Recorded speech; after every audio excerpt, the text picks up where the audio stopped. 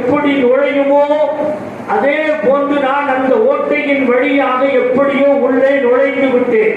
ஏனென்றால் கஸ்தூரி மனம் இதற்கு மேல் இல்லை.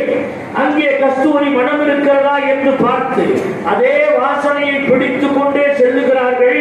அங்கே ஒரு ஓரத்தில் பெருமானார் ஸல்லல்லாஹு அலைஹி வஸல்லம் அவர்கள் நின்றிருக்கிறார்கள். அபூஹுரைராவா என்று கேட்கிறார்கள்.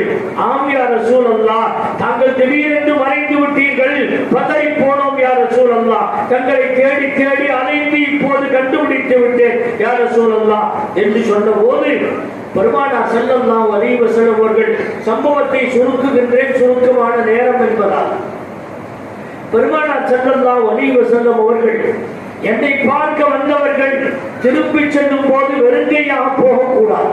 நம்மை பார்க்க வருகின்ற விருந்தாளிகள் கையிலே ஏதாவது ஒன்றை வெகுமானமாக கொடுத்து சிறப்பிப்பதை போல அபூ ஹுரைரா ரலியல்லாஹு அன்ஹு அவர்கள் பெருமானார் அவர்களுடைய தனிப்பட்ட அன்புக்கு பாத்திரமானவர்கள் வந்துவிட்டு திரும்பி செல்கிறார்கள்.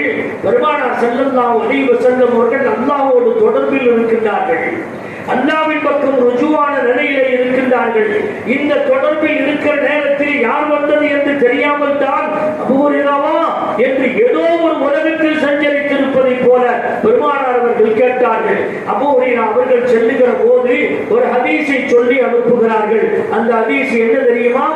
மன் கான லா இலாஹ இல்லல்லாஹ் முஸ்தைகினம் பிஹா கல்புஹு பஷ்ஷிர்ஹு பில் ஜன்னah.